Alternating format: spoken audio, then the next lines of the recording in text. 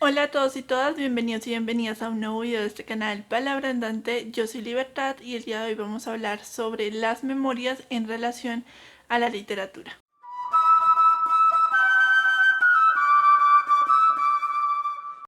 Antes que nada, como siempre les recuerdo que si les interesa estos temas relacionados a la literatura latinoamericana, especialmente colombiana, la literatura infantil, a la promoción de lectura y a las memorias, pues pueden apoyarme suscribiéndose aquí abajo, dándole clic al botón rojo que dice suscribirse y activando la campanita de notificaciones para que YouTube les avise cada vez que suba un nuevo video.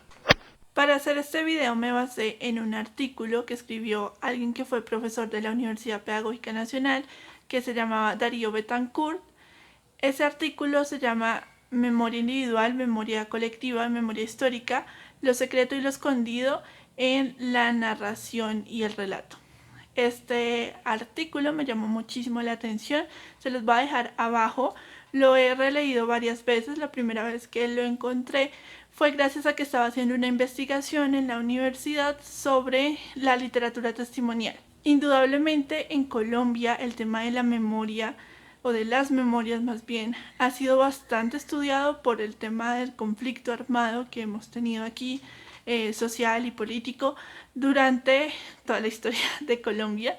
Entonces, este artículo es como un abrebocas, como un aporte que hizo este profesor a estos estudios. Me parece que es un artículo bastante corto y bastante asequible para todas las personas que quieran acercarse al tema. Además de utilizar este artículo, lo que hago es que pienso y trato de interiorizar estos conceptos o estas reflexiones sobre las memorias, y en ese intento por interiorizarlas y comprenderlas mejor, se me vinieron a la mente varias obras literarias que tienen elementos que se relacionan con estas memorias, pero no es que sean como categorías súper definidas y que no se relacionen entre sí, sino todo lo contrario. O sea, un libro puede como tener varios aspectos de varias memorias, pero lo que yo resaltaré es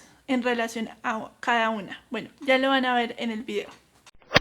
Para llegar a hablar de las memorias se toman primero dos conceptos fundamentales, que son el de experiencia y el de recuerdo. Entonces, de las experiencias que tenemos, guardamos ciertas percepciones, y esas percepciones están también mediadas por muchos elementos que van formando el recuerdo. En gran parte lo que se dice es que el recuerdo es también muy ficcional, en el sentido de que generalmente se empieza a completar por elementos como lo que nos cuentan los demás sobre lo que pasó. Por ejemplo, creo que todos tenemos algún recuerdo de la infancia que no estamos muy seguros si lo recordamos por nosotros mismos o es producto de la imaginación, por algo que nos contaron que hicimos nosotros cuando éramos muy pequeños. La cuestión es que para construir los recuerdos o para activarlos, digamos, en nuestra mente, ocurren con varios elementos, como puede ser como las narraciones orales, también artefactos, olores, mucho a través de los sentidos, y artefactos como las fotografías, los videos, todo ese tipo de cosas también van activando los recuerdos.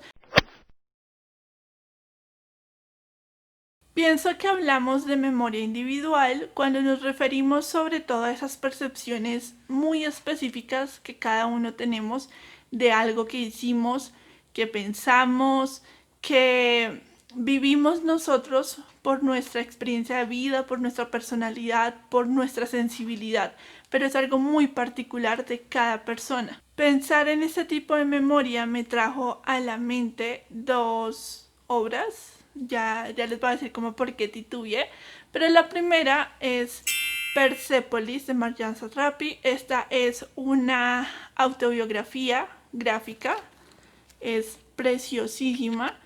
También hay una película muy bella, muy fiel a la novela gráfica, que se las recomiendo mucho, y la traigo a colación porque aunque en esta obra sí se puede ver lo que pasó antes, durante y después de una guerra y unas transformaciones culturales, políticas, económicas, que son como lo macro en este sentido, nos centramos en la vida de la protagonista, de Marjan. Entonces vemos cómo es una niña en una familia particular que recuerda cosas que solo ella pudo sentir, que solo ella pudo vivir, a pesar de que viviera también cosas dentro de una colectividad. Entonces nos podemos fijar aquí, por ejemplo, en sus relaciones amorosas, sus conflictos de identidad y de cómo se fue generando como su conciencia social, su conciencia política. Entonces todo esto es de una persona, que es como la memoria individual, pero a la vez también es de las memorias colectivas, aunque en esta sí voy a hablar más adelante. Sin embargo, creo que es un gran ejemplo. Las memorias sobre todo viven a través de la oralidad y es algo que muchas veces se ha desconocido, pero que acá no quería hacer eso, y a pesar de que quería relacionarlo sobre todo con libros, digamos, en físico, escritos o en este caso ilustrados, también voy a traer un ejemplo que lo descubrí navegando por la biblioteca virtual de Bogotá, no recuerdo muy bien el nombre, se los dejo aquí abajo junto al link para que vayan a ver lo siguiente, y es una colección de testimonios de personas que viven o habitan el territorio de Sumapaz. Creo que se llama Del cielo a la tierra, y son registros tanto de audio como de video de estas personas contando cómo era su vida antes, cómo es su vida actualmente, cómo se relacionan con el territorio, con la cocina, con otro tipo de cosas. Se los recomiendo muchísimo porque ahí también hay una riqueza en cuanto a las memorias individuales de las personas que así en conjunto se vuelven colectivas.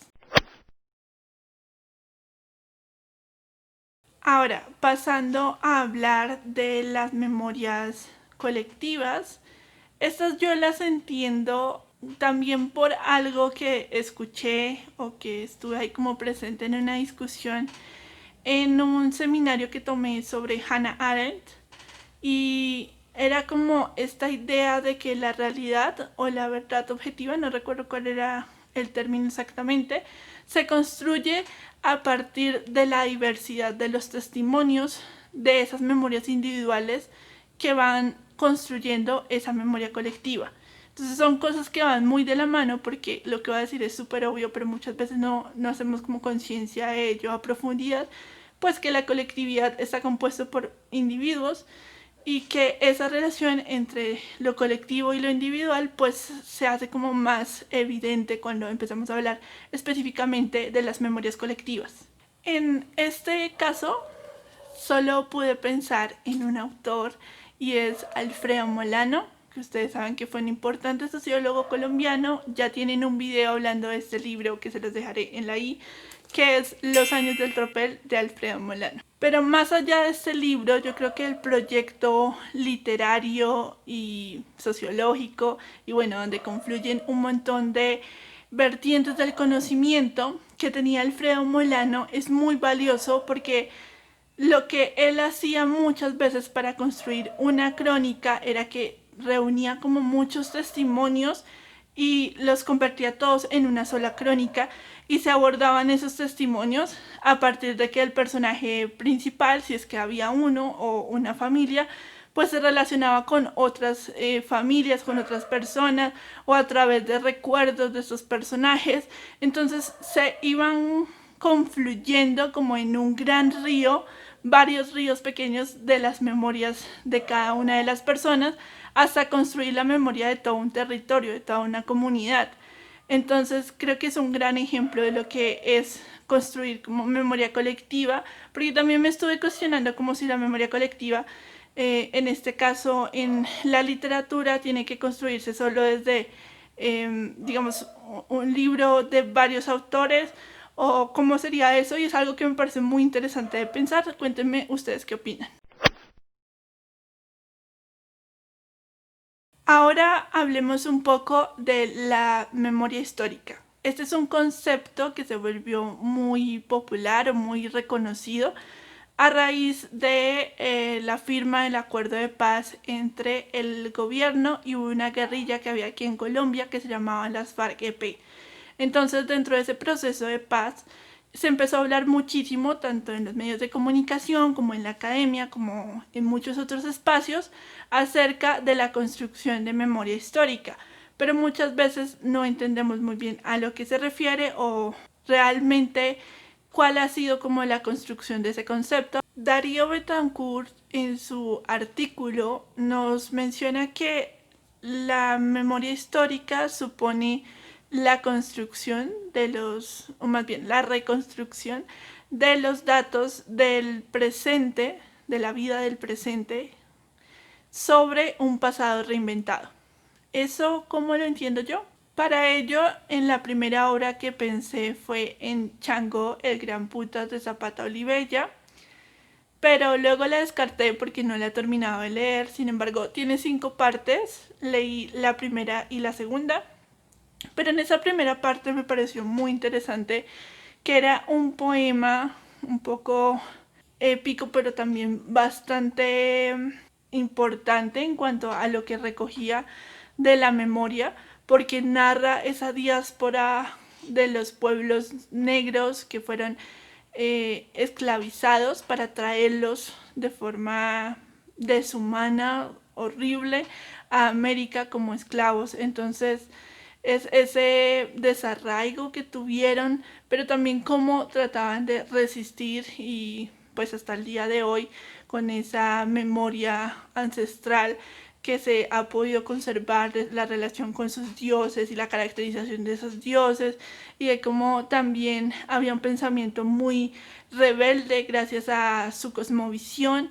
Entonces lo que hace Zapata Olivella, porque es un autor que obviamente no vivió eso, vivió muchísimos años después, es recoger esa historia y darle como mucho más significado, o ponerla ahí al mundo para que el mundo le dé el significado que podría tener hoy en día, pues hablando como de racismo, hablando como de colonización, hablando de todos esos temas que siguen siendo muy vigentes y muy importantes, y que esto nos permite pensar en un montón de cosas de la actualidad. Pero como no he podido leer completamente ese libro, entonces pensé en Ursua de Uñano Espina. Este es un libro que me gustó muchísimo, aunque su segunda parte, que es El País de la Canela, que lo acabé de leer hace como una semana, me gustó mucho más, o bueno, un poco más. En todo caso, el punto es que William Ospina es un autor contemporáneo, él está vivo, es colombiano, y lo que hace él es escribir esta trilogía de libros sobre la conquista española. Este libro de Ursula en especial se sitúa en lo que hoy es Colombia y permite como repensar esa conquista a partir de hoy.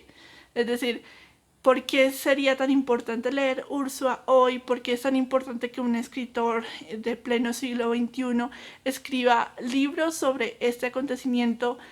Y pues creo que lo que hace es precisamente eso, en algún sentido, como esa construcción de memoria histórica, que sí se va mucho hacia el pasado, porque creo que por todo lo que les contaba del proceso de paz, pues pensamos más en lo que pasó en la época de la guerra entre liberales y conservadores, y lo que pasó, perdón, más en todo esto de la guerra con las guerrillas y lo que sigue pasando. Pero creo que no sé, no estoy muy segura si se puede usar también el término hacia tan el pasado. Yo creería que sí.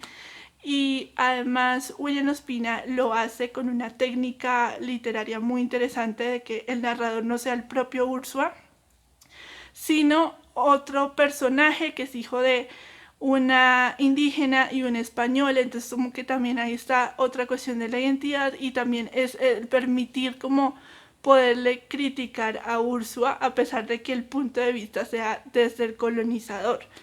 Eso me llamó muchísimo la atención. Creo que es una construcción literaria bien interesante que aporta un montón a la historia de Latinoamérica en general, de Colombia, y a entender mucho de lo que pasó aquí, de la riqueza que se perdió.